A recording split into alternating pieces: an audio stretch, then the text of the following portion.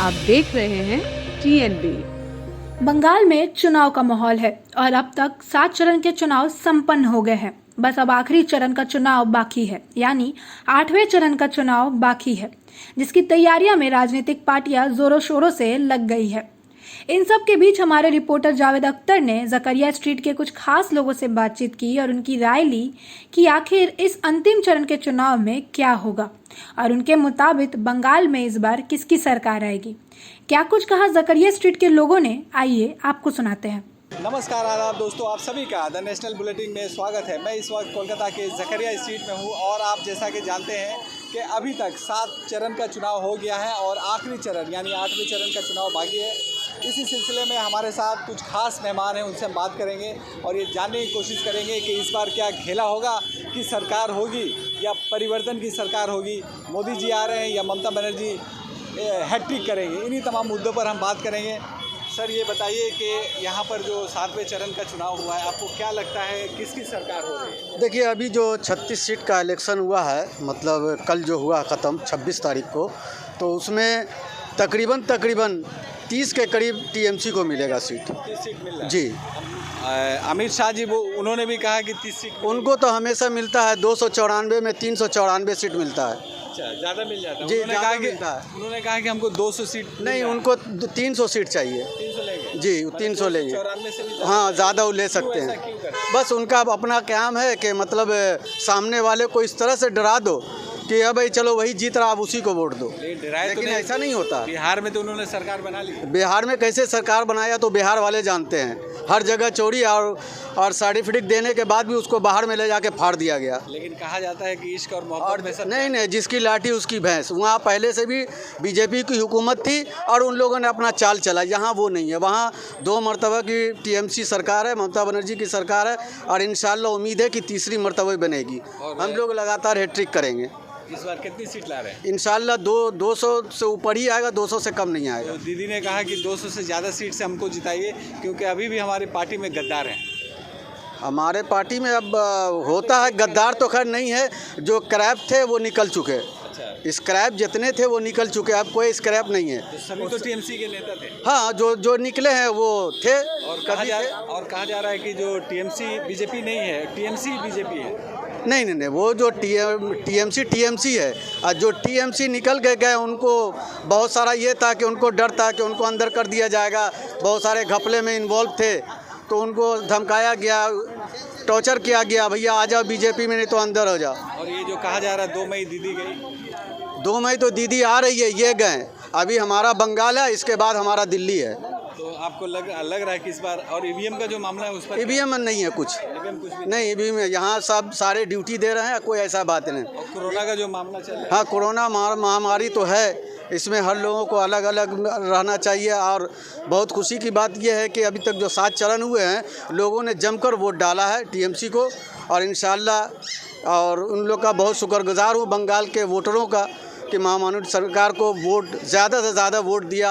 80-85% vote हुए हैं। इससे साबित होता है कि हम लोग अक्सरियत से आ रहे हैं। और नड्डा जी ने कल कहा, लोगों का शुक्रिया अदा किया, धन्यवाद दिया कि उन्होंने वोट दिया और बीजेपी सरकार में आ रही है। हाँ, वो बोल सकते हैं भाई, उनकी सरकार तो हम आपको पहले ही बोल दिया कि वो आ रहा है।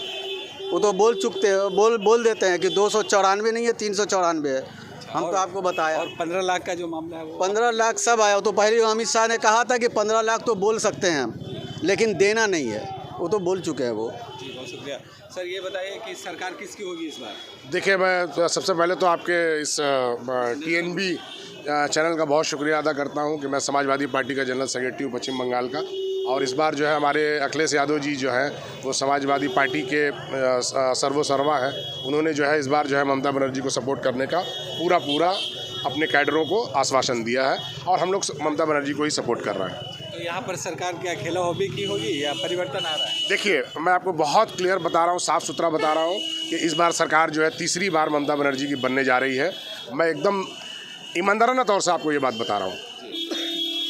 ये मोदी जी आ रहे हैं, अमित शाह आ रहे हैं, उनका आना क्या बेकार जाएगा? देखिए, बिल्कुल बेकार जाएगा। ये हमेशा से झूठ बोलने का काम किए हैं और इन लोगों ने हमेशा जो है जुमलाबाजी किया है, जिसकी वजह से जुमलाबाजी से कुछ नहीं होता। लोग जो काम करते हैं, जो आवाम की खिदमत करते हैं, जो आवाम के साथ रहते हैं, जो आवाम के लिए जो लोग लगे रहते हैं, वही लोग जीतते हैं, दूसरा नहीं जीतता। झूठ आप कैसे बोलते हैं? इन्होंने कोरोना एक्सप्रेस चलाया था, इन्होंने ऑक्सीजन के लिए, अभी कोविड के लिए ऑक्सीजन के लिए ट्रेन चला रहे स्पेशल। देखिए ऐसा है, झूठ तो 100% है। इन्होंने कहा था कि हमारे पास ऑक्सीजन का मात्रा बहुत ज़्यादा है। लास्ट में सऊदी अरब ने इनको ऑक्सीजन दिया, अभी कई ट्रिप भेजा है, अभी सिंगापुर भेज रहा है। तो ऑक्सीजन गया कहाँ? जो आपके पास ऑक्सीजन जो था, जो आप कह रहे थे कि हमारे पास अथाह ऑक्सीजन है, जिसकी वजह से कोई कमी नहीं होगी। आपको मैं क्लियर बता रहा हूँ, आज उत्तर प्रदेश के समीकरण इतना बुरा है कि मतलब लोग तड़प रहे हैं ऑक्सीजन के लिए और लोग मर रहे हैं। और पूर्वांचल में डेली जो है 10-10, 20-20 लाशें जो है वो गिर रही हैं। ये पोजीशन है पूर्वांचल और उत्तर प्रदेश के सरजमीन पे। तो आप बोले कम है, लेकिन वैक्सीन तो इन्होंने बाहर भेजा है, तो ज़्यादा है तभी तो। देखिए, वैक्सीन से भी लोगों को फ़ायदा उतना नहीं पहुंच रहा जितना ये सोच रहे हैं कि वैक्सीन से फ़ायदा हो रहा। फ़ायदा वैक्सीन से रिएक्शन भी हो रहा और वैक्सीन से फ़ायदा भी हो रहा। दो चीज़, फ़ायदा कहाँ हो रहा हमको ये बताइए वैक्सीन से? मतलब कम से कम भरोसा तो हो रहा है कि भाई। देखिए, सिर्फ भरोसा कर देने से आप अगर एक सादा पानी लेकर के वो भी अगर आप डाल दीजिएगा, कहिएगा कि वैक्सीन है ये, तो आज इंसान को भरोसा आ जाएगा हमने वैक्सीन ले लिया है। लेकिन इन्होंने विदेश भेजा तो ऐसे पानी तो भेजे नहीं हो। देखिए, वो बाहर हो सकता है कि वहाँ वैक्सीन भेजे हो, यहाँ पे पानी दे रहे हो। तो आपको क्या लगता है कि ये तमाम ये लोग काम तो कर रहे हैं? क्या काम कर रहे हैं वही तो मैं पूछना चाहता हूँ। इन्होंने काम जो किया मैं गिनवा दूँ क्या आगे इन्होंने क्या किया? इन्होंने रेल को भेज दिया, इन्होंने जहाज को भेज दिया, इन्होंने आपको इंश्योरेंस सेक्टर को भेज दिया, ठीक है। और दो गुजराती ने बेचा है और 2 गुजराती ने खरीदा है। और पूछना चाहते हैं इन्होंने क्या बेचा है? अब ज़मीन बेचने का काम कर रहे हैं कि ताकि किसानों का जो है ज़मीन खरीद लें और जो है बड़े लोगों के हाथ में बेच दें। तो ये सारा काम इन्होंने तो देश हित में कर रहे हैं ना। वो लोग जो बना रहे हैं यूं ही तो बना नहीं रहे होंगे ना, कुछ ना कुछ तो इसके पीछे। भाई, जब किसान को चाहिए ही नहीं, जब किसान कह रहा है कि हमको आपका वो भीख नहीं चाहिए, तो फिर आप किसान को भीख क्यों देना चाहते हैं? हम ये पूछना चाह रहे हैं आपसे। लेकिन आप देखते हो कि किसान जो है पंजाब और हरियाणा के ही है, यूपी, बिहार और भी जो स्टेट है वहाँ के कोई किसान क्यों नहीं? देखिए, बिहार और यूपी के किसान इसलिए नहीं है कि बिहार और यूपी के किसान बहुत पढ़े लिखे नहीं हैं, वो बहुत गरीब तबका से हैं, बहुत छोटे मोटे किसान हैं। किसी के पास 1 बीघा ज़मीन है, किसी के पास 1.5 बीघा है, किसी के पास 4 कट्ठा है, 5 कट्ठा, बहुत छोटे किसान हैं। इसलिए वो जो है वो उस पोजीशन पे नहीं है, वो पूरा उतना जानकारी। लेकिन पंजाब और हरियाणा के जो किसान हैं वो बड़े पैमाने पे वो काश्तकारी करते हैं और वो हकीकत मानों में वो काश्तकारी के बारे में जानते हैं कि काश्तकारी कैसे होता है। लेकिन ये लोग कह रहे हैं वहाँ खालिस्तानी बैठे हुए हैं और पाकिस्तानी। देखिए, ये लोग तो कुछ भी कह देते हैं। किसी ज़माने में ये कह रहे थे कि पाकिस्तान से हमको ये नहीं करना, पाकिस्तान से हमको वो नहीं करना, आज उसी पाकिस्तान से मदद ले रहा है। ये लोग कह रहे थे कि हमको किसी भी मुस्लिम कंट्री से कोई मदद नहीं चाहिए, आज आप देख लीजिए सऊदी से ऑक्सीजन ले रहे हैं। तो ये तो कुछ भी बोल देते हैं। वो उनके बोलने से क्या होता है? ये उस बात को अगर उठाएंगे तो ये सीधा एक ही फार्मूला जानते हैं कि वो ये कह देंगे कि ये तो जुमला था। जुमला इनका एक बहुत मतलब एकदम इजी लैंग्वेज हो गया कि जुमला था ये। तो आपको क्या लग रहा है यहाँ बीजेपी जो इतनी मेहनत कर रही है, मोदी जी आ रहे हैं, अमित शाह आ रहे हैं, तो उनको कुछ बीजेपी को हम किस भरोसे पे वोट दें? ये बताइए ना। बीजेपी ने किया क्या हिंदुस्तान के सरजमीन के ऊपर? अगर हिंदुस्तान के सरजमीन पे हिंदुस्तान में अगर 4 चांद लगाया होता तो हम भी बीजेपी के कायल हो जाते। यहाँ कोई दंगा वगैरह नहीं हुआ तो बीजेपी का तो ये देखिए, यहाँ के मैं बहुत स्पष्ट बताना चाहता हूँ, ये आपने बहुत अच्छा क्वेश्चन किया मुझसे।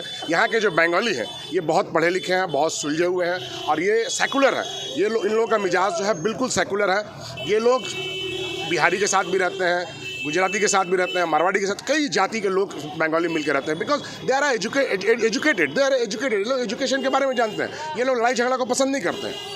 ये सबसे बड़ी खासियत बंगालियों के अंदर ये है कि ये एजुकेशन होने के कारण ये लड़ाई झगड़ा को एकदम ही अहमियत नहीं देते हैं।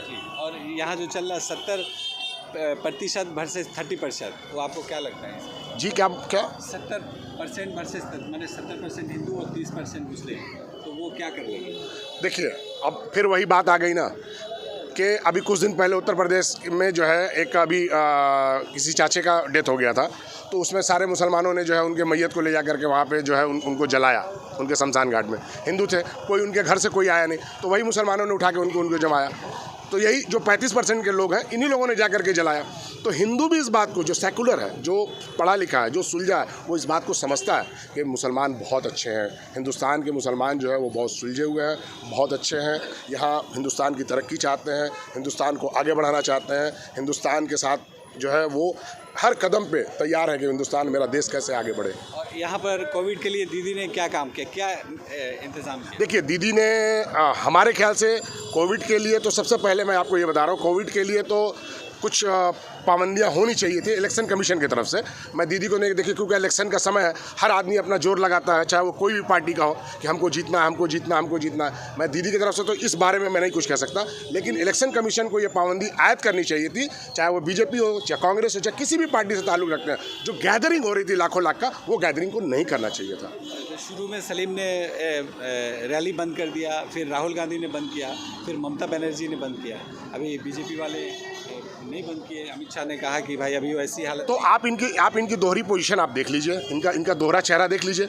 आज पूरा हिंदुस्तान कोविड से मर रहा है, ऑक्सीजन के बिना मर रहा है, लोग मर रहे हैं, और इनका दोहरा चेहरा आपके सामने ही है, पूरी जनता देख रही है।